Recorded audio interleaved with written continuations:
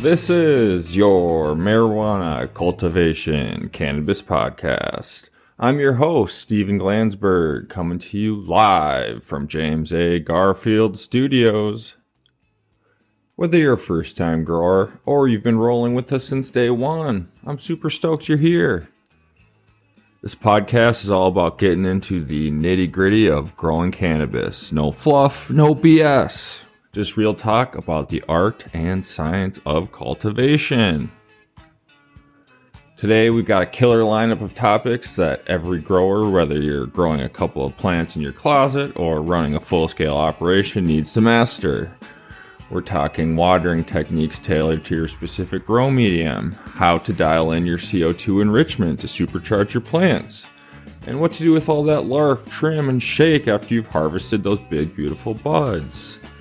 You might think that stuff is just trash, but trust me, there's a lot of value left in these leaves and small buds, my friend.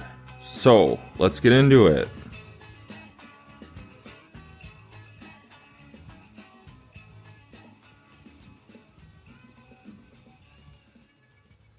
Alright, let's kick things off with something super fundamental, watering. Now, I know it's kind of counterintuitive that watering is going to be complicated. Our houseplants usually pretty easy, but it ends up being one of the most consequential things to your grow.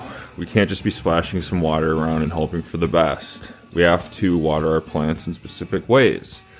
The way that we water our plants can make or break our grows, and it all depends on the medium you're using. First up, let's talk about soil. Soil is like the old reliable of grow mediums. It's been used for centuries, and it's what a lot of people start with. It's forgiving, has a nice buffer for nutrients, and it's just straight up natural. But here's the thing, watering soil isn't as simple as just drenching your plants every day. If you're doing that, you're probably either drowning your roots or setting your plants up for a nice case of root rot. So here's the deal with soil. You want to water deeply, but infrequently. When you water, make sure you're getting the water all the way down to the roots. And we're going to want to soak the entire root zone, but then we're going to want to let the top couple of inches dry out before we water again. This gives your roots a chance to breathe, which is just as important as them drinking. So, we're going to check our soil moisture. Before we water, we're going to check the moisture level by sticking our finger about 2 inches into the soil. If it feels dry at that depth, it's time to water. Another way you can do this is pick up your plant after a soaking watering session and get used to that weight. If you come back later and the plant has used most of its water, you will be able to easily tell the difference in the weight of your pot when you go to pick it up again. Next, we want to prepare our water using pH balancers. And then we're going to add nutrients if needed according to our feed schedule. And again, always make sure the pH is adjusted after adding these nutrients. Then we're going to water slowly and evenly. We're going to start by watering around the entire surface of the soil until it all is wet. And this will help prevent runoff and ensure that water penetrates deep into the root zone. And then we're going to wait and repeat. We're going to allow the water to soak in, and if the water pools on the surface, wait a moment for it to absorb before continuing. Continue this process until you see water draining out of the bottom of the pot. Next, we are going to check our drainage, and we're also going to make sure that in the first place, we're using a pot that has good drainage. We want to avoid waterlogging. And then if water is pooling at the bottom of our catch trays, make sure to empty that. And we want to make sure our roots are not sitting in water, and also it's easier to manage your RH without that water sitting there if you're looking to lower it. And then after we water, obviously we want to monitor the reaction to the watering that we've done from our plants. If our leaves start drooping, they may be overwatered. And if they perk up, you hit the sweet spot. In general, we are also going to want to establish a watering schedule for going forward. But we will adjust that if we have to, if we're growing outside based on environmental factors. And then even inside with the changing of our plant stages of growth. So we got to remember that in soil, less is more when it comes to watering. Overwatering is one of the most common mistakes, especially for beginners. So take it slow and steady. Your plant will thank you. Next, we are going to dive into coco coir, a medium that's been gaining a lot of popularity lately, and for good reason. It is like the best of both worlds between soil and hydroponics. It's renewable, it's great at holding water while still allowing for excellent drainage, and it's pH neutral. But like anything good in life, it comes with its own set of rules. Coco needs to stay moist pretty much all the time, unlike soil, which can handle drying out a bit. Coco dries out faster and needs more frequent watering. But here's the good news. It's also much harder to overwater coco than it is with soil. Coco drains really well, so excess water just flows right out instead of hanging around to cause root rot. So how are we going to water? We'll have to do a daily check unless we have some sort of auto pot system or auto watering deal. We're going to have to check our coco daily. Again, we can do this by feeling the top inch of the medium or by lifting the pot to check the weight. And then we are going to water with nutrients because that coco does not have any nutrients like soil. It's inert. So you'll need to add them to your water every time. Use a nute solution of a pH of 5.5 to 6.2 and make sure to include a CalMag supplement on every feeding. Again, we're going to water slowly and evenly until we see runoff. We're going to aim for 10 to 20% of runoff, which helps prevent salt buildup in the coco. And we need to do this because coco tends to retain salts, which can cause nutrient lockout if not flushed regularly.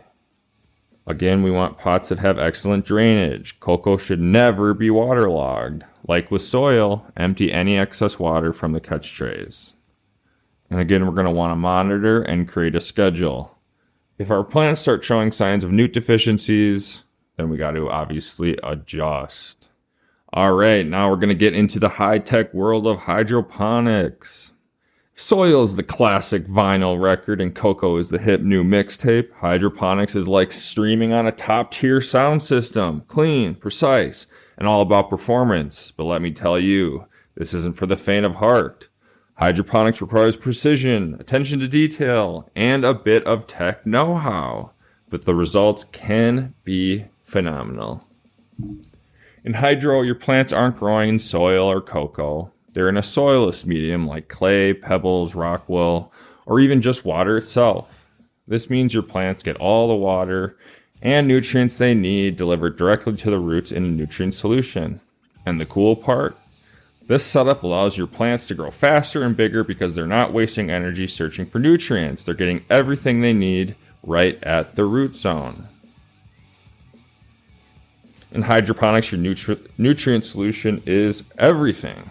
Check the pH, should be between 5.5 and 6.0, and the EC/ppm levels daily to ensure they're within the optimal range and adjust as needed. We also need to oxygenate the water.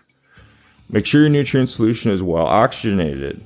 If you're using a DWC system, ensure your air stones are working properly. Oxygen is crucial for healthy root development in hydroponics. And then we'll also need to control the temperature of our water.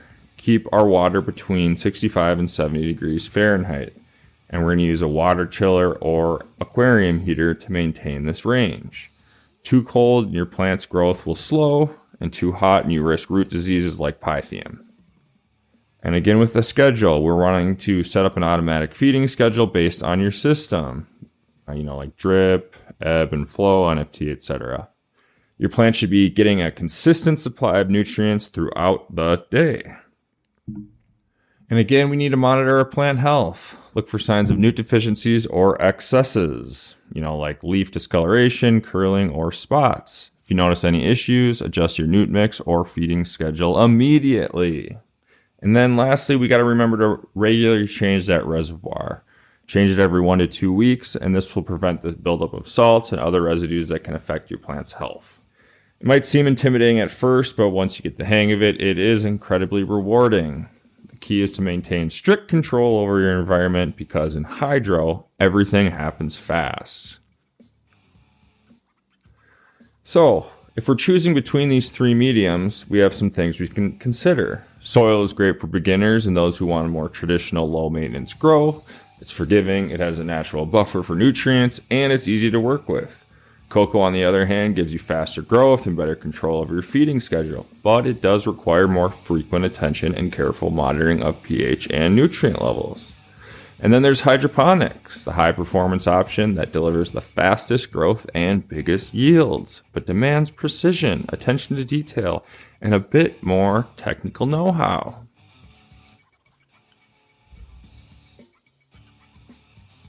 So like a lot of things, choosing the right medium and water technique comes down to your personal preferences and grow goals. But no matter which medium you choose, getting your watering right is key. It's the foundation of a successful grow, and it's something you want to master early on. All right, moving on to the next game changer in your grow, CO2 enrichment. If you got your watering, lighting, and nutrients dialed in, CO2 is like adding rocket fuel to your grow. This is how you take your plants from good to great, from decent yields to monster harvests. But as with all things in growing, it's all about balance, timing, and knowing when to hit the gas and when to ease off. Why do we care about CO2? Well, plants need carbon dioxide, aka CO2, for photosynthesis. That's the process where they convert light energy into the chemical energy they use to grow. The more CO2 available, the more efficiently your plants can photosynthesize, which means faster growth and bigger yields. Sounds simple, right? But here's the kicker. CO2 only really benefits your plants if you got everything else dialed in first. Think of it like this. If your plants are getting all the light they need, along with the right nutrients and a stable environment, adding CO2 is like giving them a shot of adrenaline. They'll grow faster, stronger, and produce more buds. But if something's out of whack, say your light intensity is too low or your nutrients are off, then adding CO2 is not going to help a whole lot. Research shows that cannabis plants thrive at CO2 levels between 1200 and 1500 ppm, which is significantly higher than the ambient CO2 levels in the atmosphere, which hover around 400 ppm. Quite the contrast there. When we elevate the levels of CO2 boosters, we can see a 20 to 30% increase in yield. And that's a huge boost, especially if you have limited space and are growing indoors. So how can we do this? There are a few ways to go about it, each with its pros and cons. So there's CO2 bags and bottles, which are the simplest and most cost-effective method for getting CO2 up in your tent. They're super easy to use, just hang them up in your grow space and they'll slowly release CO2 over time. They're great for small to medium-sized grows, and the best part is they require zero maintenance. Just set it and forget it. We're going to want to hang the CO2 bag or place the bottle at the top of our grow space. Because CO2 is heavier than air, it's going to disperse downwards toward your plants. And that's what we want.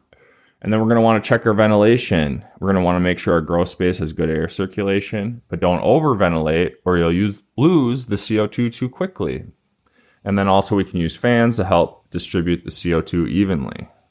And if possible, these are a little spendy to get a good one, but monitor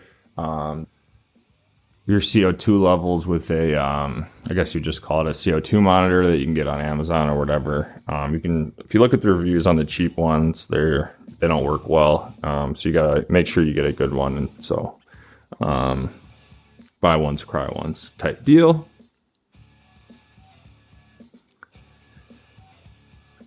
And then in terms of replacing our CO2 bags or bottles, obviously check the manufacturer's instructions, but it's going to be usually 2 to 3 months. And so there's a trade-off. CO2 bags and bottles don't give you a lot of control over the CO2 levels in your grow room. You're not going to hit those high CO2 concentrations that more advanced methods can achieve. But if you're just starting out or running a smaller grow, they're definitely a solid option. Next up, we've got CO2 tanks and regulators. This setup is for the grower who's serious about dialing in their environment. With a CO2 tank, you can precisely control the amount of CO2 being released into your grow space. You'll use a regulator to set the flow rate, and the CO2 is delivered through tubing to your plants. So we want to set up the tank by positioning the CO2 outside of your grow space and connect it to a regulator. Make sure the tank is securely fastened and in a safe location. Run tubing from the regulator into your grow room, placing the end of the tubing above your plants. Set the flow rate by adjusting the regulator to release CO2 at the desired rate, usually starting around 1,000 ppm. Most regulators have a flow meter to help us with this. And then we're going to set up our timer, connect the regulator to a timer so that the CO2 is only released during the light on period. You don't want to waste CO2 when your plants aren't photosynthesizing in lights off periods. So this method is going to give us a lot more control than the bags and the bottles, and it's scalable. So whether you're growing in a small tent or in a larger room, you can adjust the CO2 levels to fit your needs. However, the setup is more expensive and requires a bit more attention. Tanks need to be refilled, and you'll need to monitor the levels regularly. And a Steven Glansberg warning: check those tanks carefully if you're trading them out with the grow store. Spider mites. That's all I'll say about that one. And then lastly, we have the big guns, the CO2 generators. These devices actually burn propane or natural gas to produce CO2, just like a mini furnace. They're ideal for large grow rooms where maintaining a high CO2 level is critical. CO2 generators can pump out enough gas to hit those high ppm levels that make a real difference in plant growth. However, CO2 generators come with their own set of challenges. They'll produce heat, so you'll need to manage the temperature in your grow room to avoid cooking your plants. They're also more expensive to run, and you'll need proper ventilation to avoid carbon monoxide buildup, which is a dangerous byproduct of burning gas. So while they are powerful, they are best suited for experienced growers with larger setups. So how do we know how much to use and when? Timing is everything with CO2. You should only use it during the lights on, like we said. CO2 is only beneficial when your plants are actively photosynthesizing, and that is again only happening when the lights are on. One of the other benefits about CO2 is that it allows your plants to thrive at slightly higher temperatures. Normally you want to keep your grow room between 70 and 80, but with CO2 you can safely push it up to 85. The higher temperature combined with elevated CO2 levels really supercharges your plant's metabolism, obviously then leading to faster growth and bigger yields. In terms of changing our temperature idea when using CO2, increase it gradually. As you increase CO2 levels, try raising the temperature in your grow room slightly and see how your plants respond. At the end of all of it, we're going to aim for a range of 82 to 85 during the lights on period. And then we're going to monitor for signs of heat stress, and we're going to look for leaf curling and wilting. If your plants are showing stress, lower the temperature slightly and that should fix it. Make sure to always be using fans, and then AC is if necessary. We need that air circulation, and we need cooling in the grow room to manage that increased temperature. And then we also need to maintain our humidity. Higher temperatures can affect humidity levels, so keep humidity between 40 and 60 during the veg stage, and lower it to 40 to 50 during flowering to prevent mold and mildew. Again, be careful. If the temperature gets too high, especially above 90 degrees, you can stress your plants and negate the benefits of CO2. So while CO2 gives you some wiggle room with temp, don't go overboard. Now, I do want to talk about safety with the CO2. It's great for your plants, but it's dangerous for us, okay? High levels of CO2 can displace oxygen in the air, and that can lead to dizziness, headaches, and in extreme cases, unconsciousness. Always make sure your grow room is well ventilated and consider investing in a CO2 monitor with an alarm. This will help you keep track of CO2 levels and ensure they stay within a safe range for both you and your plants. And remember, it's good and it's most effective during the vegetative and early flowering stages. As your plants get closer to harvest, the benefits of CO2 start to taper off. so you can dial it back or even turn it off entirely in the last few weeks before harvest to save on gas and avoid any potential issues. And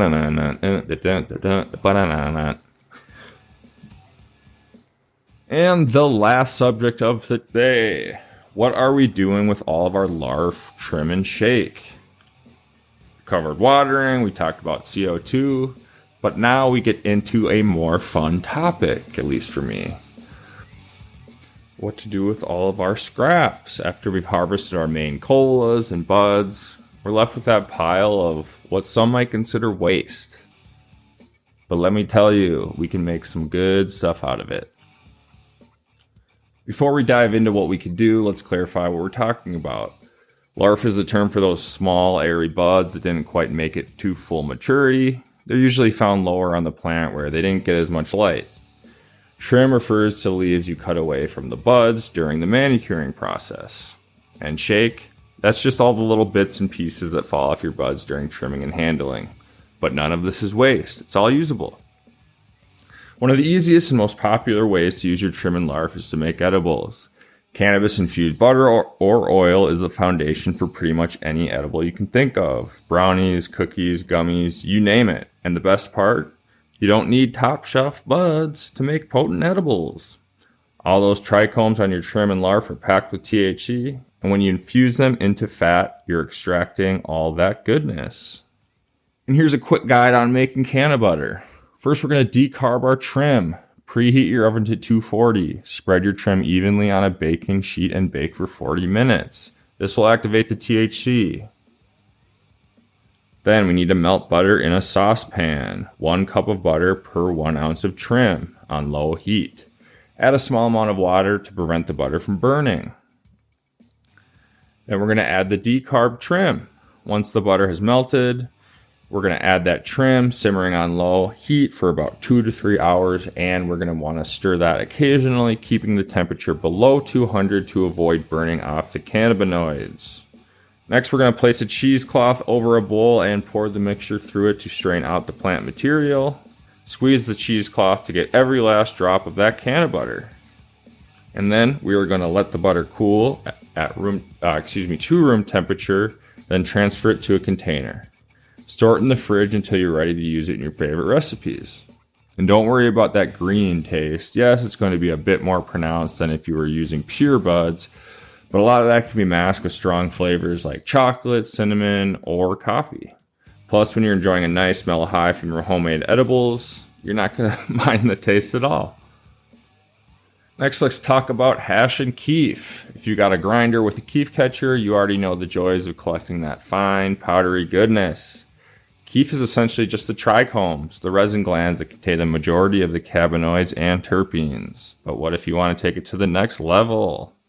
You'll need a mesh screen around 150 to 200 microns to separate the trichomes from the plant material. And then we're going to place our trim in a freezer for a few hours, which makes the trichomes a little bit more brittle and easier to separate. And then we're going to place the frozen trim on the screen and gently shake it or rub it. And the trichomes are going to then fall through the screen while the plant material stays on top.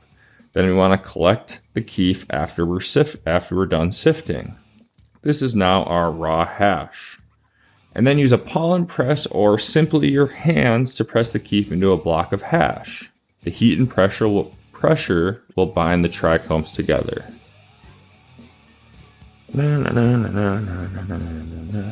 Another method that I have here in my notes is bubble hash, which uses ice, water, and agitation to knock the trichomes off the plant material. And this process is a little bit more complicated. You know, you'll need some bubble bags, ice, and a bucket, but the end results might be worth it. It's potent, clean, and it's a great way to make use of every last bit of your plant. And this process involves adding your trim or larf to a mixture of ice and water, agitating it, and then filtering it through progressively finer mesh bags, which separate the trichomes from the plant material.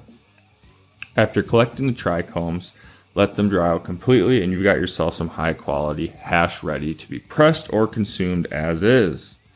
Bubble hash has a high cannabinoid content and preserves a lot of the terpenes, making it one of the best ways to enjoy the full spectrum of flavors and effects that your cannabis strain has to offer. And if you're into dabbing, you can even take it a step further and press your bubble hash into rosin for an even purer concentrate. Speaking of concentrates, if you're feeling adventurous and have the right equipment, you can make some seriously potent concentrates from your trim and larf. Rosin is a good place to start, as it's a solventless extract that you can make with just a hair straightener and some parchment paper. You place your trim in the parchment paper, press it between the plates of the straightener, and voila, you've got rosin. It's pure, potent, and ready to dab.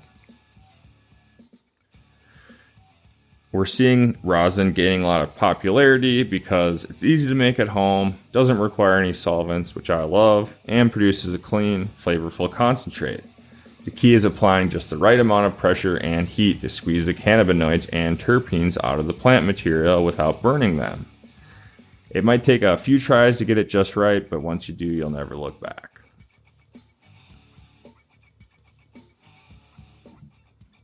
Another concentrate we can make is butane hash oil, or BHO. It's a more advanced method of extraction. It involves using butane to strip the cannabinoids from the plant material, resulting in a highly concentrated oil. But let me be clear, this is not something you should attempt without the proper setup and safety precautions.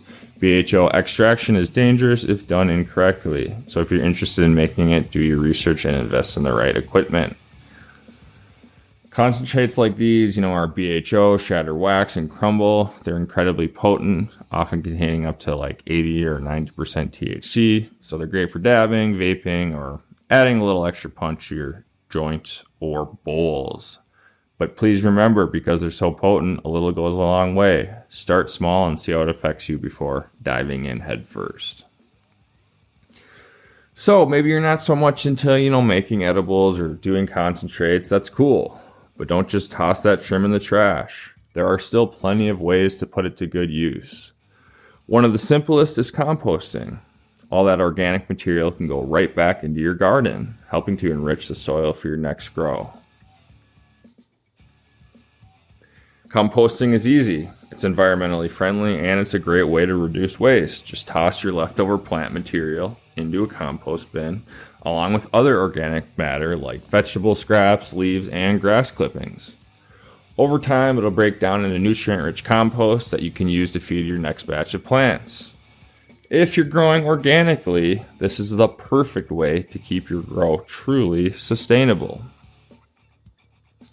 Another option that's gaining popularity is juicing, believe it or not.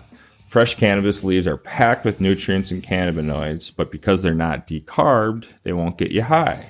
Instead, they offer a wealth of health benefits, from anti-inflammatory properties to antioxidant effects. Toss those leaves in a blender with some fruit and veggies, and you've got yourself a supercharged green juice that'll give you a natural boost without the buzz. And doing this is a great way to take advantage of the plant's raw cannabinoids like THCA and CBDA, which have their own unique health benefits. These cannabinoids are believed to have anti-inflammatory, neuroprotective, and anti-proliferative properties, making them a healthy addition to your diet.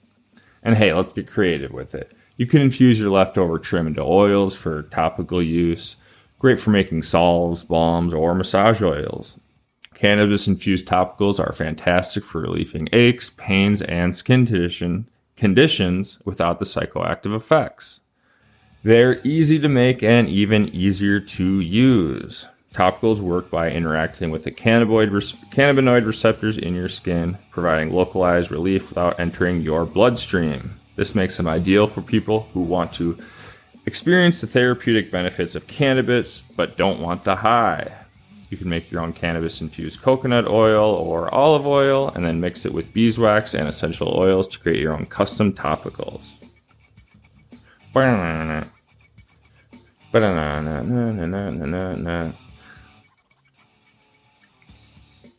That's all I got for you today. I had to make it a quick episode, but I wanted to get it out before end of day. I got a consulting meeting here in 37 minutes that I got to prepare for. So I have to make this a little quicker than I like. I like to, get around to that 45-minute mark, but looks like we're sitting at 31, so hope you can forgive me for that.